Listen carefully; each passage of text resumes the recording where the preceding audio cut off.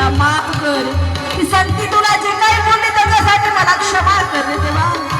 तुझं बाळ होतं तुझ्याकडे आलं, पण अपराध घडला रे देवा माझ्याकडून. या भक्तीमध्ये असं व्हायला नको होतं. असं गोरोबा काका म्हणतात, संतीला राग आला होता देवाचा, पांडुरंगा तोंड दाखवून होती मला. अरे मी आई होती बाळाची.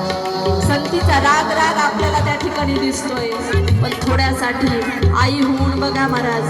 ज्या आईचं बाळ त्या ठिकाणी असं गेलं असं, तिला देवाची तरी दया येईल का?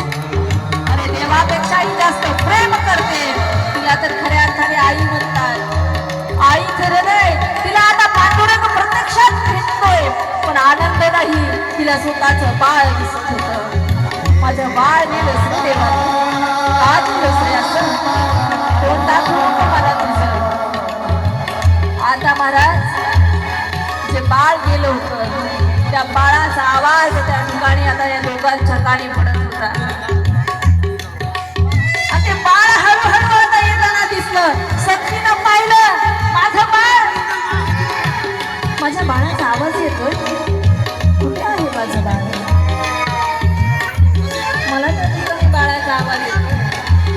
वरती घेतलं आणि त्या बाळाची चुंबन घेत होती. बाळ कुठे होतास तू?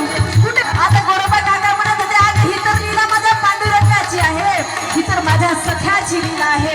अगं हा सखा आहे ना, तो सामान्य नाही, त्याची लीला आहे. आता तरी माफ कर माझ्या विठ्ठलाला. आणि आता आनंदानं दोघंही पाया पडतात, पांडुरंगाचं दर्शन घेऊ लागले महाराज. संतीही पाया पडतो माझ्या. आगाध लीला माझ्या भगवान पांडुरंगाची आहे. अगाध चरित्र माझ्या गोरोबा काकांचं. ते बाळ आता परत मिळालं, दोघांनाही आनंद झाला.